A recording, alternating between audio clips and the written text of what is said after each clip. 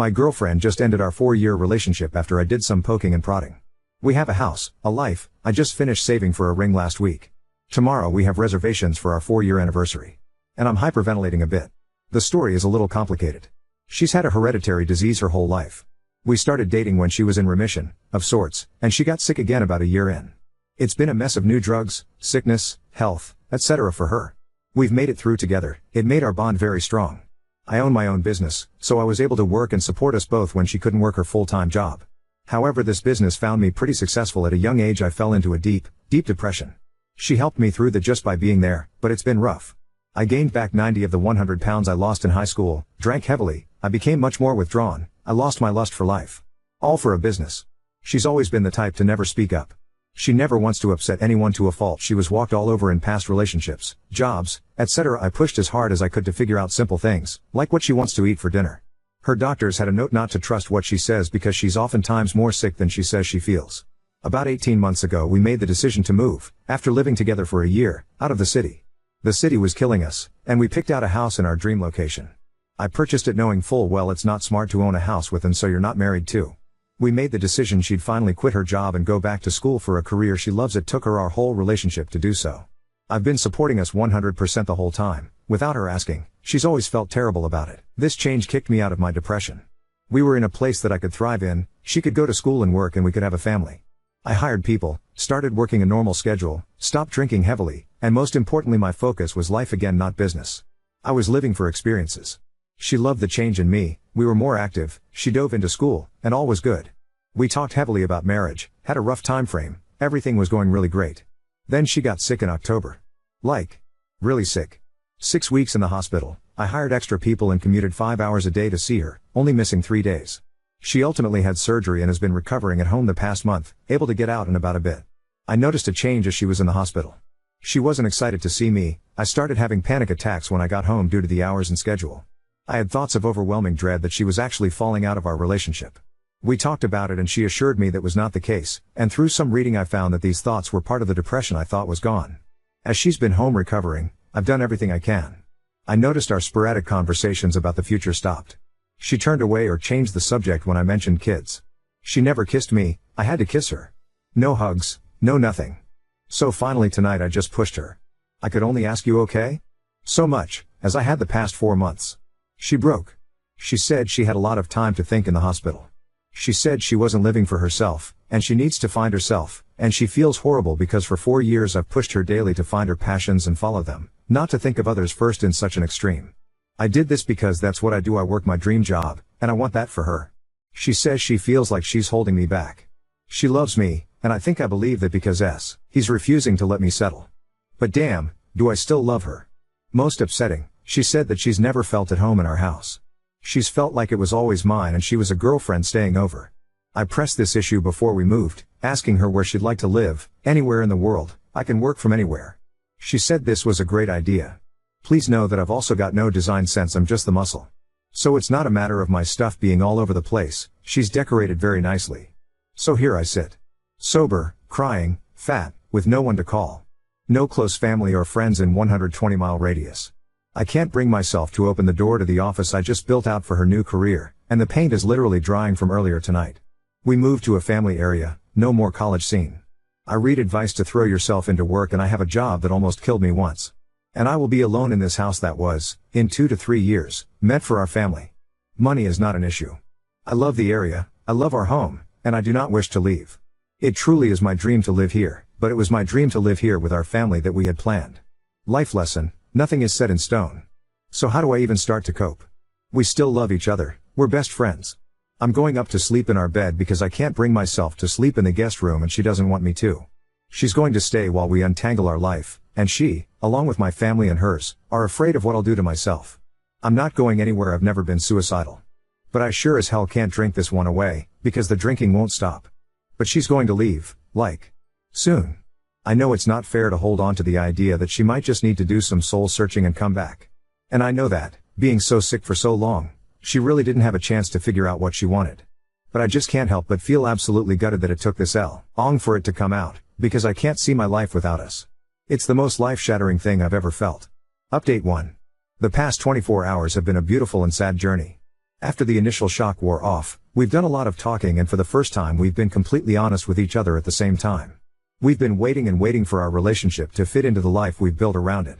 We've had a hard go at it with the sicknesses, depression, and ultimately the transitional time in our lives.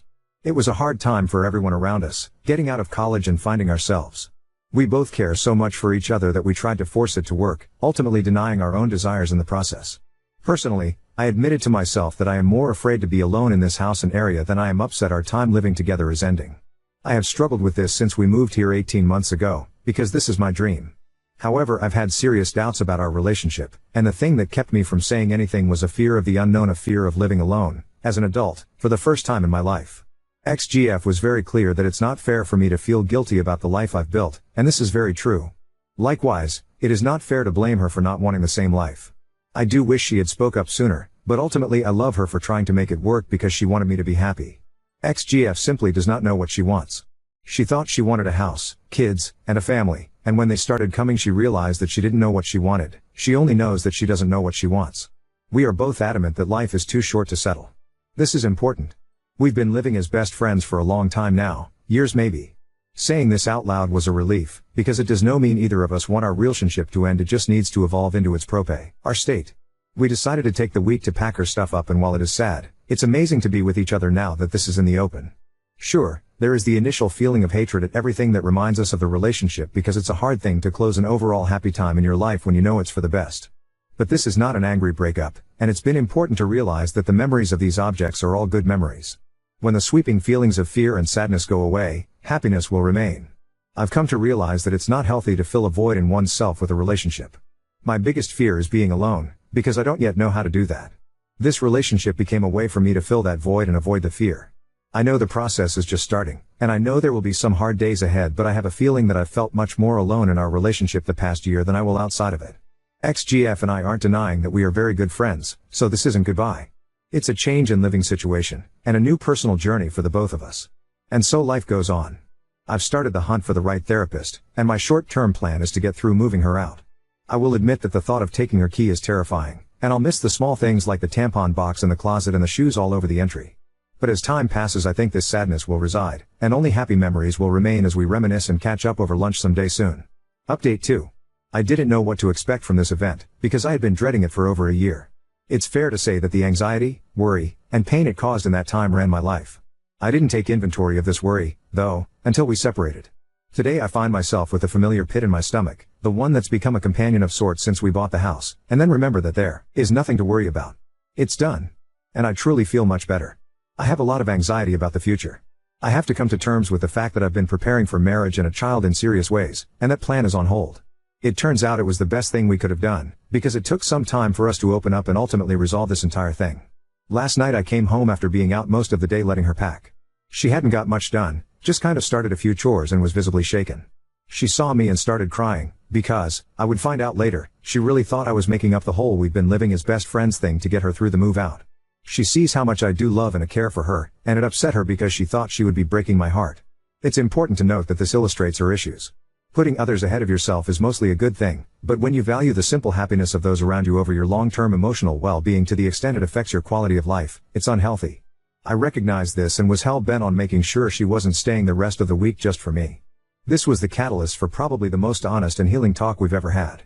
We sat on the couch for hours, talking about us and what happened. Ultimately she saw that I was completely honest with her, and that changed everything. We had both felt the same way for so long. Once that thin veil of a romantic relationship was lifted and the expectation was gone, we instantly opened up and have actually been closer than we've ever been. It's strange and unexpected, but I think it's very welcome from both sides. We have a very special relationship, it just isn't romantic. I think the most complicated thing about this situation is how simple it is. We are two people that fell in love, and that love transformed into the love of two close friends over time. We saw it all the way to the end, as far as we could go before a refused proposal ruined our relationship. We tried. It just didn't work in that way. She told me that she had waited for months because she had no idea her feelings were mutual. Years of business have taught me not to wear my heart on my sleeve, and while I lived with these thoughts I was very careful not to show my hand. Why? It's complicated. Our relationship was an ebb and flow of emotion. She was extremely sick at times, and extremely healthy at other times. I was the same with my depression. I have always been her main caregiver during this, and those doubts became hard to justify as true or circumstantial for both of us. Our relationship was very much that of a parent and child at times. It became a waiting game. It's not easy to think straight when you're spending 40 hours in the car 6 weeks in a row with your life on hold, or working a job you hate because you don't want to upset your coworkers by leaving. As we always experienced periods of health after the sickness, there was always a light at the end of the tunnel. We both care for each other so much and understood sickness that we didn't want that to be a determining factor in our future healthy lives. So we both waited. In the spurts of good health we continued to build the life we thought we wanted, never stopping to assess the one determining factor together, our relationship. We simply thought we needed to see the big picture, and in a way I think we did. Now that the life is set up, there are no doubts in either of our minds. We talked a lot about the timing, because she felt terrible it came up when she was in the hospital and around the holiday. Keep in mind she had thought this was one-sided, so she had wanted to say something but didn't want to ruin this time of year. I think this was the first time she really knew I was being truthful when I said I felt the same way, and there's never been a good time to do this. She said she felt guilty because she wanted us to see each other's families one last time. This was a green light for my ultimate conclusion that we weren't crazy. This had simply turned into a great friendship. I asked her, if we were old friends from college, what would have been different about our holiday? She and I both spend days with other friends' families this time of year, and besides maybe sharing a bed instead of taking the floor there was no difference. We are very close friends with each other's family members, and none of those relationships have to change. I think in the end, we are going to go on to stay good friends with very little break because that's what we've been for 2 years. We both think our friendship will grow now that the awkward expectation of romance no longer exists. And we're mutually happy about it. I am very scared to be alone, and that is my next big adventure. It's going to be one day at a time, and I am not looking for a big break until I venture on to start the family hunt from zero. But I know that I have to be okay here by myself to have any sort of chance at a healthy relationship in the future, so that's what I'll do first. Update 3. Today she moved out of our home. We always called it a home, but I don't think we ever got there. I think it was still just a house to both of us. Her whole family decided to come. We are very close and I've always felt closer to them than almost my entire real family. A lot of my pain did not come from our separation because there truly is no heartbreak there. We love each other deeply, but it is a familial love. It has not been romantic love for a long time. My pain came from the thought I was losing part of my family. Their friendship, their intelligence, and their love are all things I've come to feel are my own. And so they came to help her, sure, but they also came to support me. They came to hug me and cry with me, and to let both of us know that this is not crazy boo, he the most mature and perfect thing to do. They came to make sure I knew we'd be sailing and laughing around the dinner table very soon. Mostly they came to move her things into the truck and then to move my extra stuff from the basement to the empty spaces. They did this out of love, and I felt that deeply all day today. This whole experience sounds like bullshit to most, and if I were reading this I would agree. What happens when one of us moves on and starts seeing someone else? We don't know. But we do know that we both want to see the other happy, and we've both lived in this relationship with so much guilt watching the other compromise to try and make it fit. In the days that followed our decision to separate we felt a lot of things. It took a lot of time for us to sort through years of buried thoughts and emotion. We did that, lifting the pressure of romance and embracing the warmth of close friendship, and I'm glad we had our week because I don't think our relationship has ever been better. Ultimately we are doing this for the right reasons, and we are doing it for very similar reasons. I have a lot of unresolved issues and my alone time in the past has led to drinking issues and depression because I just didn't have the skills to conquer it. I am afraid to be alone. I can't build a healthy relationship until I learn how to do this. I have been debating our relationship for years against being alone, and while it wasn't the correct decision it was always the easy one. I spent years taking care of her, and it was out of love, but it was also because taking care of myself was harder. This is wrong and not fair to myself or her. She has never been alone and has sought the happiness and validation of others to bring herself happiness. She has stayed in situations not for herself but for others involved because of this. She went to the college her parents wanted and stayed because her roommate wanted her to. She was destroyed in previous relationships because she put her needs second and was walked all over. She stayed in horrible jobs for years because she didn't want to inconvenience her superiors by having to hire a new person. She moved up here for me because she did not know what she truly wanted. She will not be successful in a relationship until she can put herself first and know that she is not compromising herself for the other person, and she was able to finally recognize that because of our relationship. There is no denying that our time together has been the best of both our lives, and there is absolutely a great sadness that it is over. This is not jargon to avoid that. As we separated and untangled our stuff, we were regaining our own individuality and independence. This week there was a lot of crying but the tears were happy, and we've had so many good experiences that we've both grown into better people because of the other. Reliving the past 4 years was therapeutic and beautiful. It brought us closer together as friends, and we celebrated that this experience will only get better from here. We have a long road ahead, and our first lesson is that we are not we anymore. I am me, and she is herself. We have both spent a long time living one life, and we both agree that while it probably isn't what two perfect emotional people would do, it was an amazing experience that we wouldn't change. We both became better people because of each other, and that's a successful relationship in my book. But it is no longer our house, our bedroom, or our fridge. It is mine, because I live alone now. It is important for me not to cry every time I slip and say we, because I do not yet have any memories. That will come next, and as scary as it might be, I am excited. I will make my house a home, I will not drink to bury the fear, and I will begin therapy and move past my demons. I look forward to learning the fine art form of me. Update 4. Hey bud, I feel for you. My best friend, who just so happens to be your height and weight oddly enough, was in a very similar relationship, except they'd been together 7 years when his ex came out. I can offer you a story of two cities, so to speak. I've been best friends with my buddy and his girl since middle school. We and 3 other friends all moved to the same city for college and stayed best friends. Still are to this day. But because of that, some of us didn't make many new friends in college. They broke up right after college and he didn't have many other friends, so he did what you're doing now: wake up, work, home, sleep, over and over. Fast forward to present day, and he's dated a little, but for the most part he's just kind of doing the same old. Hasn't made many friends, keeps to himself. So when my 4-year relationship ended this past December, I was terrified.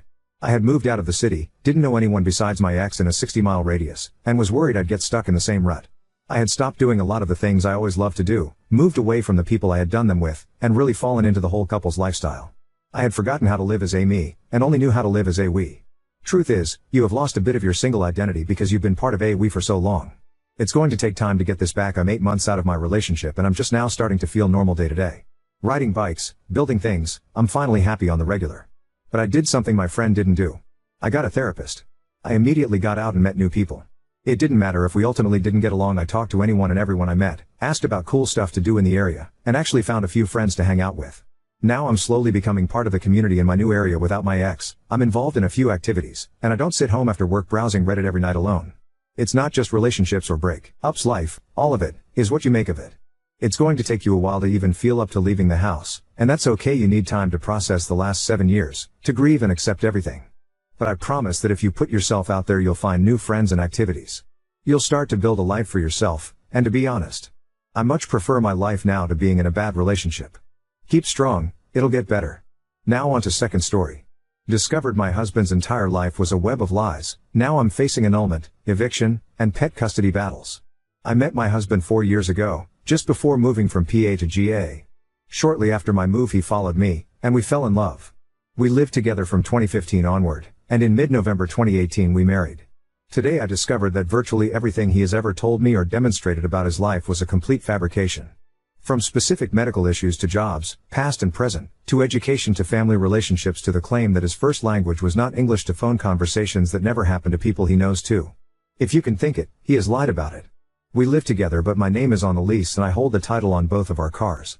He has some belongings in our home, but most of it has been purchased with money that I have earned over our 4 years together, plus money from my personal savings account. I am totally open to letting him walk with all of his stuff, and even signing the older car to him. After a quick internet search, it looks like I might have grounds for annulment of my marriage, on the basis of being seriously misled. Do I? What will I need to be able to prove in order to make it work, and is there anything else I need to keep in mind to aim for an annulment instead of a divorce? He is mentally ill, though quite differently than I was led to believe, and receives SSDI each month, but that is nowhere near enough for him to live on. What is the legal way to get him out of my house and life with minimal risk, damage, and cost to me? Also, do I look for a divorce lawyer in this situation? Sorry if that's a dumb question. Also, how does custody of pets work? We have 2 kittens we got in July and I can't imagine separating them. I also can't imagine him being able to take care of them once we're separated, but I don't know if that matters. Update 1. It's been a little bit over a year since I turned to this community as my life fell rather dramatically to pieces around me. My original post didn't get a ton of attention, but the replies I received helped me tremendously, and seeing where I am a year later may also provide some hope for those going through their own crisis. In particular, you helped me construct my initial list of immediate to-do items, and put me on the right track to figure out how to extricate myself from the relationship. The day I first posted here was the day I found out that my then husband had lied and fabricated most of what I knew about him. Other things I did that day included teaching a class to 200 undergrads about 15 minutes after I found out for sure, and kicking off a day-and-a-half-long job interview for the next stage in my career, a job which I somehow landed. What unfolded over the following 3 months can really only be described as living my way through my own version of a Lifetime movie. At some point I moved into an extended stay hotel, and as time passed I learned about the depths and breadths of the lies and deceit he'd used to both control me and get what he wanted, and the lengths he'd go to try and get his grip back on what he'd successfully manipulated his way through for about 4 years. What I know now, and what I'm kind of glad I didn't really know then, was that I wasn't actually as safe with him as I thought I was. So I'm thankful I managed to get out with only psychological/emotional/financial burden, and no physical trauma. About 2.5 months later I successfully had my marriage annulled on the basis of fraudulent coercion to marry. I ended up doing the necessary research and filing the paperwork myself, which was not an easy task, but was both cheaper and faster than it was going to be if I hired a lawyer. A few weeks after the annulment I moved my belongings out of our apartment and moved to a new city and my new job. Without him, but with the kittens. As of late June I finally had him convinced that contacting me was pointless because he wasn't getting me back, and so I've been largely free to recover from the trauma and crisis mode I lived in for about 3 months. One of the things I've learned from all of this is how incredibly difficult it is to get out of a relationship in a situation like this. Besides the obvious difficulty of navigating the legal system, and the cost associated with it, there's the cognitive dissonance of constantly trying to remember to relate to that other person in light of the new information you've found out about them. It really and truly took every life skill and tremendous support of my family and friends network to get out in, more or less, one piece. And even still the road to recovery and a return to thriving is a long one. So, thanks to those who helped me back on that terrible day in January 2019. And if you know someone who is going through something like this, please offer whatever you can in support. Because they definitely need it.